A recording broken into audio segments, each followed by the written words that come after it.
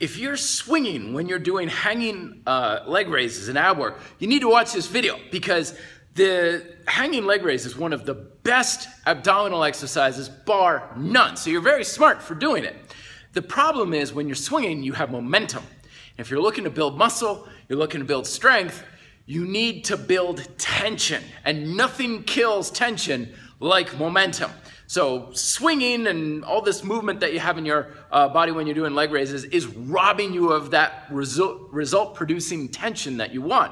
Here's how to make yourself nice, locked, solid, get rid of all that momentum. Number one is tighten the bejesus out of your back, your arms, and your shoulders. So when you start off and you're grabbing onto the bar, rotate, screw your arms straight into your shoulder sockets as tight as possible. Get your elbows facing forwards as much as you can. Tighten up your forearms, your biceps, your triceps, your shoulders, your traps, your rhomboids. Every muscle in your back down to your tailbone should be one just solid band of tension, and that's gonna help lock your upper body in place.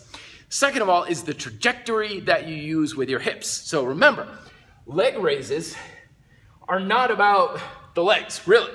Your abs, okay, they're connected from your ribs to your pelvis. So they're not connected to your legs. You can move your legs every which way from here till Tuesday, nothing happens. Okay? It's about where your pelvis is. So a lot of times when people do these, what ends up happening is they're not lifting their legs, they're kicking their legs, in other words, up and out and forward. And this is what's creating a lot of swinging. And I know a lot of times people will advise things like, well, you time your lifting with the swinging, so you're kind of controlling the momentum with the timing. No, you don't want any of that. No movement, no swinging, zip, nothing. So what you're looking to do is a couple of things. Number one is always make sure your feet are ever so slightly in front of you. Okay? If you're doing it and your legs are actually coming behind you, that's gonna create more of this front to back kind of motion.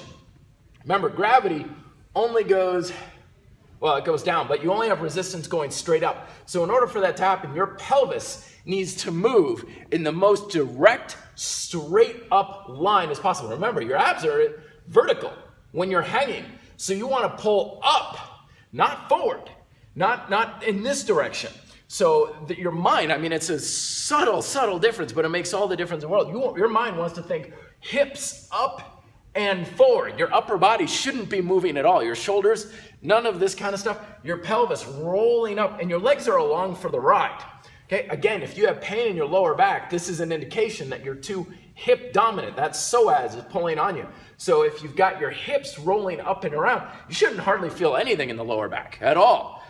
So what you're doing is you're rolling the hips, and your legs are the weight that you lift. You can do bent leg, 45 degrees, straight leg, whatever you feel more comfortable with. But ultimately, you're coming up, you pause at the top for a good second or so, come down, keep an angle in your foot, pause. All the while, squeezing the heck out of your abs with proactive tension, like I talk about in the chain training PDF that you can pick up for free down below. So pause, down, pause, moving as upward as much as possible, not forward and back. Your pelvis is your main focus. Don't come behind you, and keep your back tight. All of that stuff adds up to a locked, solid, tight hanging leg raise, which is going to kill your abs in a good way. Questions down below. Don't forget, like, share, and subscribe. Be fit, live free.